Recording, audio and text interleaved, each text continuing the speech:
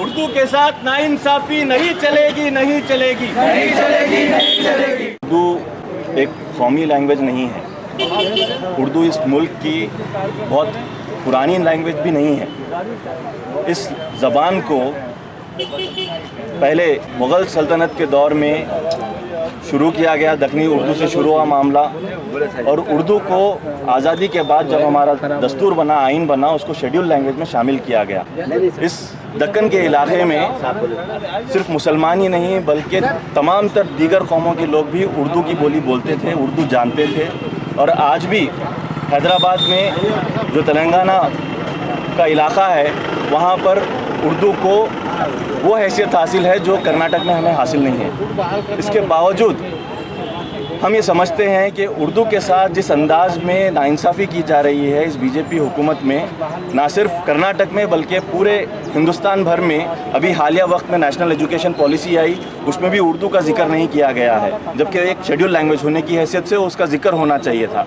मैं डॉक्टर वहीद अंजुम, कर्नाटक का मशहूर शायर अदीब बात कर रहा हूँ कि कर्नाटक एकेडमी की तश्कील जो अभी तक नहीं हुई, उसूल के लिहाज से अब तक होना चाहिए। कर्नाटक एकेडमी में दूसरी academy, Lalit academy, Kannada academy और कई एकेडमी इसकी तश्कील अब तक हो चुकी है और वो एकेडमी काम कर रहे हैं। तो हम सीएम साहब से गुजारिश करते हैं कि साहब इस एकेडमी को बहाल कीजिए। इस एकेडमी के तहत क्या है, राइटर्स, फनकार्स को जो है लिखने पढ़ने का मौका मिलता है। हमारा मकसद क्या है भाई, हम राइटर फनकार हैं। फनकार क्या चाहता है, अपनी किताबें छपे, उसे वहाँ से माली इमदाद मिले। तो अगर ये चीज़ हो जाए, बहाल हो जाए, तो इसमें ताख़ीर की वजह, जेल की वजह समझ में नहीं आ रही। तो सरकार से यही पूछना है कि भाई आखिर उर्दू एकेडमी से आपको क्या दुश्मनी है, क्यों बहाल नहीं कर रहे हैं इसे आप? इसे अगर आप बहाल कर दें तो उर्दू राइटर्स, उर्दू फनकार, उर्दू वालों के लिए एक बहुत बड़ा काम है। हम आपसे विनती हैं, आपसे गुजारिश करते हैं कि इस एकेडमी से।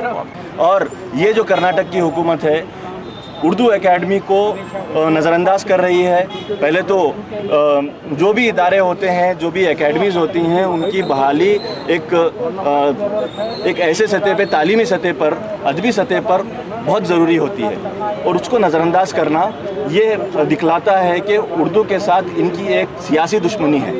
और ये दुश्मनी को निकालने के लिए तमाम तर एकेडमीज़ हों या फिर जो अदब को अहमियत देनी चाहिए वो मामला हो, उस कल्चर को अहमियत देनी चाहिए वो मामला हो, वो हुकूमत नहीं करना चाहती है। हम येदियुरप्पा हुकूमत से, बीजेपी हुकूमत से यही मुतालबा करते हैं कि फौरी तौर पर उर्दू एकेडमी को बहाल किया जाए। और हम ये समझते हैं कि ये एक सोची समझी साजिश है। कैबिनेट में हज और औकाफ के लिए भी एक मुस्लिम नुमाइंदे को नहीं रखा गया है, एक मिनिस्टर नहीं बनाया गया है।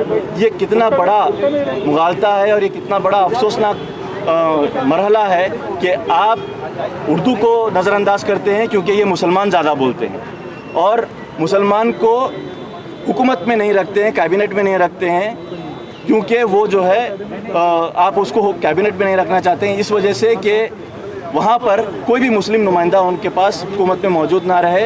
हज और औकाफ के जैसे इदारे जहाँ पर मुसलमान को होना ज़रूरी है, वहाँ पर भी उन्हें नहीं रखा जा रहा है। तो ये तमाम तर साजिशें मुसलमानों के लिए की जा रही हैं, और उर्दू को, जो कि मुसलमानों की ही लैंग्वेज नहीं है सिर्फ, बल्कि दीगर कौमों की भी लैंग्वेज है, उसको नज़रअंदाज करने की वजह यह है कि मुस्लिम दुश्मनी को नुमायाँ करना, यही इनका मकसद है। उर्दू एकेडमी को बहाल करना होगा, करना होगा, करना होगा, करना होगा। उर्दू के साथ नाइंसाफ़ी बर्दाश्त नहीं की जाए।